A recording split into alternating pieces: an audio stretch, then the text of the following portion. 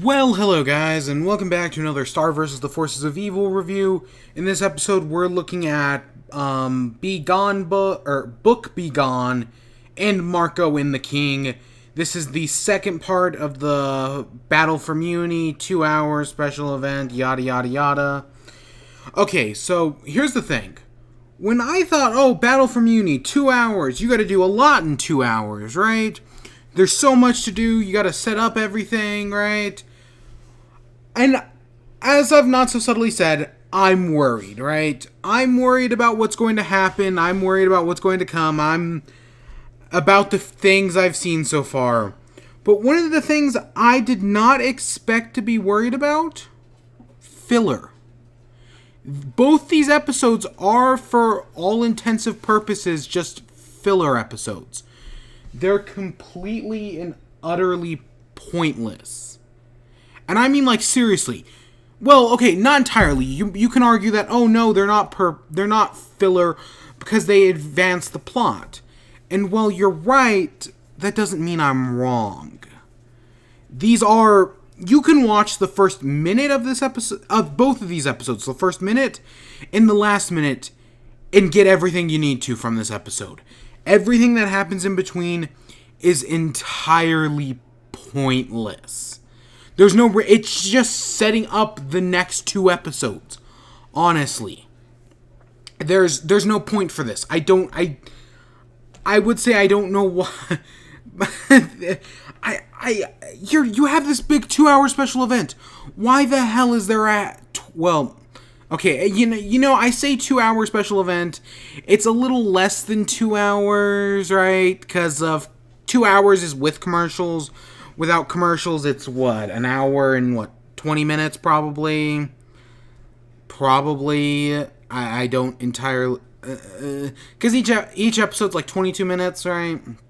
But, why is there filler in this? That's not something I expected. And that's not bad. Filler is not always a bad thing. It can be used, but in a special event like this isn't what I expected. Let's just get into this.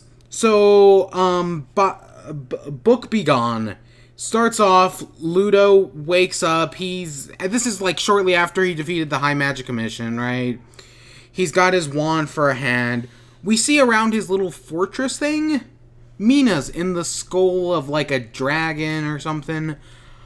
I don't know why, maybe it's probably to set up something in the future, but it's just something quick that I barely noticed out of the corner of my eye. And, we see, Glossaryck, who, okay, didn't they find the book in, Star Crushed, and it's completely empty, but now we see the book is full, and Glossaryck is fine, so why even have the fake out? Because it was just a fake out, that's entirely what it is. Oh, it looks like Glossaryck's dead, who knows what's happened to him? Did Toffee steal all of his magic? No, he's perfectly fine, and it's even worse, in my opinion, with what's about to happen. I don't get the point of the fake out. But Glossaryck, right, he knows that there's Ludo and Toffee. They're both inhabiting the same body. And basically, Toffee's taken over the book, but Ludo doesn't know that. So Ludo goes to write in the book, right, talk about his epic tale of how he beat the High Magic Commission. But the book won't let him because he no longer owns it, right? It's now owned by Toffee. So the book starts literally fighting Ludo, who is trying to write in it. And everything he tries just doesn't work, right? Because he doesn't own the book. So eventually he uses magic on it, his Levitato, and it blasts him out. He's hanging out with mermaids, reverse mermaids, and mermen. And I was like, are they going to try to eat him? Nope, he just walks away and we get this angry montage of him going back to his fortress. And Glossaryck tells him, like, oh, why don't you talk to the book, right? And so he talks to the book, says, oh, you're not so different, you and I. That's the weirdest goddamn thing. Okay, I know the saying, right? Oh, a villain telling a hero, you're not so different, you and I. But why the hell is he telling a book that? And then he confesses his love for the book. And then Glossaryck is like, it's a book, right? It doesn't have like feelings or whatever. Even though we clearly see it move throughout the episode, which probably means Glossaryck was controlling it, but still that was goddamn stupid. So Ludo gets angry at Glossaryck because, Star was always your favorite, you don't care for me. Because up to this point, Ludo had been treating Glossaryck as kind of a surrogate father. Remember the one episode that I'm forgetting the name of? And Ludo gets mad and throws the book in the fire. This is again where the progression of the plot, that 1 minute, it may be a little more than that, but you know what I mean. So he throws the book in the fire, and so Toffee wanted Ludo to destroy the book because it would set Ludo free because Glossaryck is holding him back, and Toffee doesn't trust Glossaryck, but yet it's not that simple either, because Ludo had to do as of his own volition, and Glossaryck also knew the book was going to be destroyed. Even still, he let it happen, and because of his actions, he encouraged Ludo to destroy the book? What the hell's What? It's just, they just needed to destroy the book. Even though they had a perfectly good excuse at the end of Season 2. Nope, we gotta make a better one. We actually gotta fully destroy it. It's all pointless. It really is. But Toffee gives Ludo back control. He actually feels bad about destroying the book. Again, I think they're still not making Ludo a bad guy. He's the villain, but he's not a bad guy, right? Does that make sense? And then the wand, right, Toffee, who, even though he can take control, he doesn't, and he tells Ludo, you should go take over the castle, right? That's where the episode ends. Again, the last minute. The last minute and maybe the first minute are all that matters. Everything that happens with him in between. Him trying to write in the book, him dealing with the whole mermaids, him getting mad at him getting mad at Glossaryck, him talking to the book. It's all goddamn pointless. Because it doesn't progress the plot.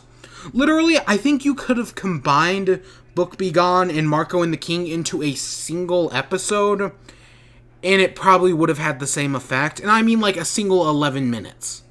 That's how pointless all of this is. You could have done it all in 4 minutes, honestly. So, let's go on to Marco and the King. Again, it's also filler. Nothing happens. Only the first minute and the last, 30 seconds even matter. So it starts off, we see the king, right? He's kind of lonely, but he's throwing all these epic parties, just one after another. People are getting tired, but he's still partying on because, Moon told him to keep morale high in the kingdom while she's gone. And then Marco turns up and is asking for Star because cereal or something, because, he's lonely and he still has the scissors, just like most people said, it's gonna get him back. That's why they gave him the scissors in Running with Scissors. Even though Running with Scissors is basically a pointless episode now because of how... I'm not gonna go down that well again. Well... Oh, God damn it. My top 10 list? I figured it was gonna get copyright striked eventually, right? But it got blocked in all countries. Oh my god damn it, Disney. God damn it. I'm probably just gonna re-edit the entire... remove all the clips and see if I can bring it back up, except for maybe the transition. We'll see. But so yeah, Marcos and the king are there. He's raising morale within the castle. When they look outside the castle, everything's chaos and on fire. Morale isn't high, and people don't really like the king, because they like the queen, but they don't like River, and he's kind of disappointing to them. And there's this monster in their cornfield, and he's kind of like, go away, and it starts coming closer to them, and oh my god, it's so goddamn pointless. I mean, Book Be Gone's pointless, But this is, in my opinion, even worse. Right? Because all it does is it gets Marco and the king together. You could have done that in a single scene in like 10 seconds and it'd have the same effect. This whole subplot about a monster raising the kingdom morale feels entirely pointless right now. It could change. I mean, it is raising the king's morale as well, because we see Marco comfort the king, tell him to pull himself together, and we learn how reliable he is on Moon, because Moon makes all his outfits. But still, goddammit, it's just so pointless. I don't... You got 2 hours. Don't waste my goddamn time. But nope, they're ugh, God. And you know, for all intents and purposes, these filler episodes aren't even bad. They're not the worst filler episodes I've seen in this show. No. Not... Oh, there are episodes... I rewatched a Mathemagic yesterday. Oh my gosh, do I hate that episode. Oh, yeah. No, this is nothing compared to that. But, yeah, it's just... this is not what I expected. I should... in a special 2-hour event, I should not want this. But whatever, back to the episode. So the king eventually goes out and is like, oh, you're all special in your own way. Remember the dentist and the construction worker when they pulled the tooth out of the thingy? Out of the road, right? And he's like, oh, you're all special, so let's use your specialness to go fight the monster. So they go out, they go to fight the monster, and the monster's like, I thought you were telling me to come here, not go away. They have like a pointless minute conversation, which just ends with the monster being like, oh, this was a waste of my time, and leaving. There's not even a fight. So, ugh. And then they're all like, yay, hooray for the king. And then Ludo shows up and basically takes over. Or is starting his takeover, which we'll probably see in the next episode. Maybe, hopefully. And that's where it ends. God, it's just so pointless. You only gotta see... Because as long as you know that Marco and the king are together, and that Ludo is trying... And Ludo takes over at the end, or at least starting his takeover... Nothing in this episode is needed. Nothing.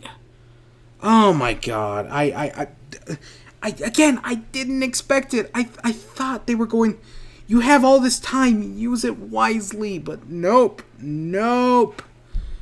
Oh my god. Let's just get to the next one. I hope you all enjoyed. Stay tuned for more. Until next time, peace.